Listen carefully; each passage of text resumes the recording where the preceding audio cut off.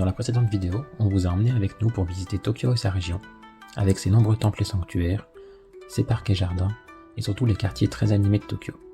Maintenant, il est temps de laisser toute cette agitation derrière nous pour venir se ressourcer dans les petites villes et villages de la côte nord du Japon.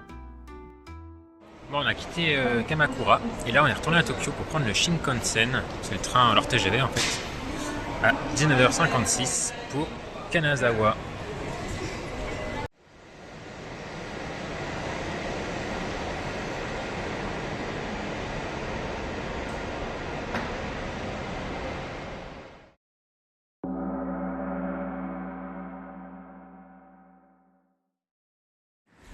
Bon, début du 5e jour, donc le premier jour à Kanazawa.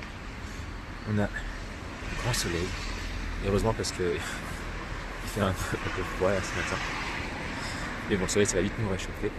Et là on part visiter les jardins de Kanazawa. Encore une fois, on s'est levé très tôt pour visiter ce jardin sans trop de monde, parce qu'il est considéré comme un des plus beaux du Japon. Et vraiment la promesse elle est tenue parce qu'il est juste magnifique. En fait, on peut déambuler autour d'un étang, sur des petits canaux, il y a des petits pontons partout, des arbres centenaires qui sont magnifiques.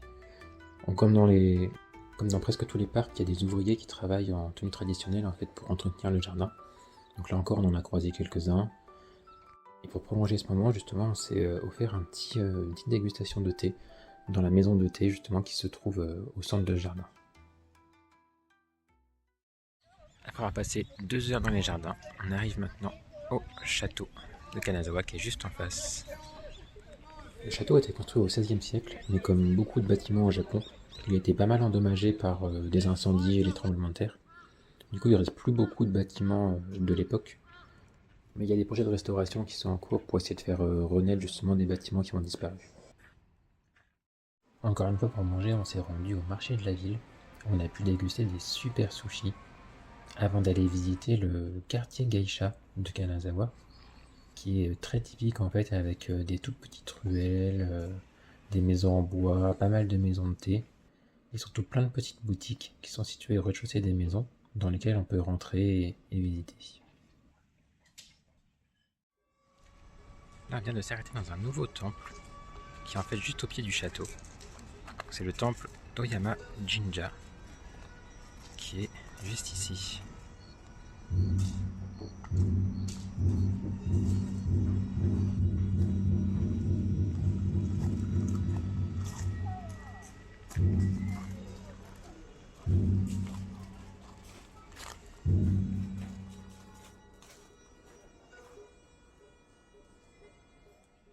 Après le quartier geisha, on visite le quartier samouraï, qui est un peu dans le même style, des petites ruelles calmes et quelques boutiques. En se baladant dans les ruelles, on se rend vraiment compte de l'aspect militaire du quartier, avec les murs hauts et les ruelles sinueuses qui permettaient en fait de ralentir les avancées des troupes ennemies.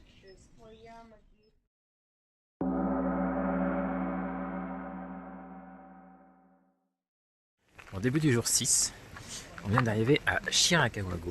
En fait, on a pris un petit bus là pendant 1h30 depuis Kanazawa. Et là on visite le petit village du coup de Shirakawa-go, qui est en fait plein de petites maisons typiques comme on a derrière, qui est au milieu des montagnes, très sympathique. Ici on est vraiment au cœur des montagnes japonaises, dans un petit village isolé, qui est classé au patrimoine mondial de l'UNESCO depuis 1995.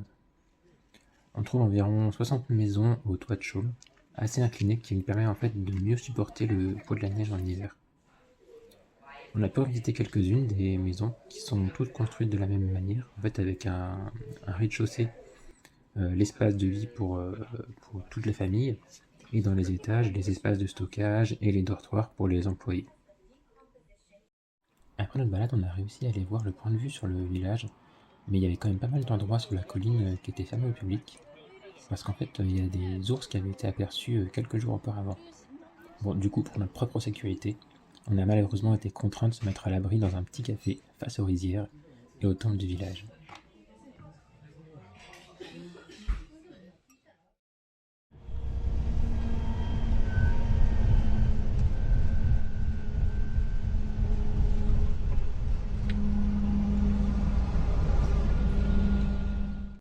Ok, bon, aujourd'hui c'est moi qui fais la voix parce que j'en peux plus d'entendre Louis faire sa voix de présentateur télé. Du coup, on est arrivé à Takayama et là on se presse un petit peu parce que la journée de demain va être chargée. Donc on va faire quelques temples ce soir. Et généralement ça ferme à 17h donc faut qu'on se dépêche. Voilà. Bon, comme Nathan l'a dit, du coup on a dû pas mal presser le pas pour avoir le temps de faire tout ce qu'on voulait faire. Donc à peine arrivé, on a été au temple Idakokunbunji avec la magnifique pagode en bois. Ensuite, on a traversé la ville à pied en passant par le quartier historique pour nous rendre au musée du char. Parce qu'en fait, il faut savoir que cette ville, elle est surtout connue pour son festival, au cours duquel il y a des immenses chars qui défilent dans toute la ville. Et en fait, chaque char est décoré et raconte une histoire ou une légende locale. Après ce musée, on a enchaîné avec le temple Sakurayama Hashimangu à la tombée de la nuit, ce qui a donné une atmosphère assez particulière, c'était vraiment sympa. Après, on a aussi visité d'autres temples de nuit, mais bon, sans lumière, c'était un peu compliqué de filmer, donc faudra nous croire. En tout cas, ce qu'on a bien pu filmer, c'est notre super repas du soir, qui nous a fait du bien après cette longue journée.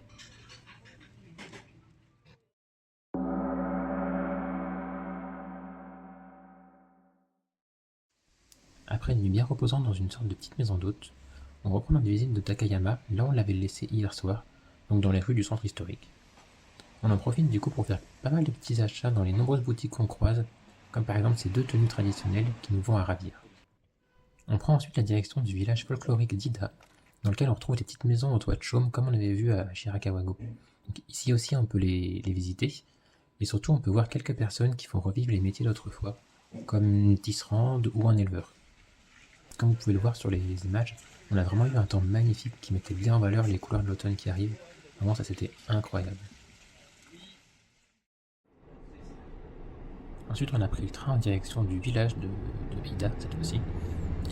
Bon, il pleuvait un petit peu quand on est arrivé, mais ça nous a pas empêché de bien découvrir la ville, surtout que le soleil est arrivé après, donc on avait vraiment des couleurs incroyables. Et du coup, dans cette ville, il y a quelques petits temples qu'on a pu visiter, des petits canaux avec des carpes. D'ailleurs, on a appris que les carpes étaient partis en migration pour l'hiver, parce qu'en fait, ils se servent des canaux pour déneiger les rues. Et on a fini la journée ensuite avec une dégustation de saké dans une petite boutique. D'ailleurs, j'ai pu repartir avec ma bouteille de saké. Dans la prochaine vidéo, on retrouvera la civilisation avec Kyoto et tous ses temples, les jardins, le sanctuaire de Fushimi Inari, la forêt de bambou, et encore plein d'autres choses à découvrir dans la troisième vidéo de cette série.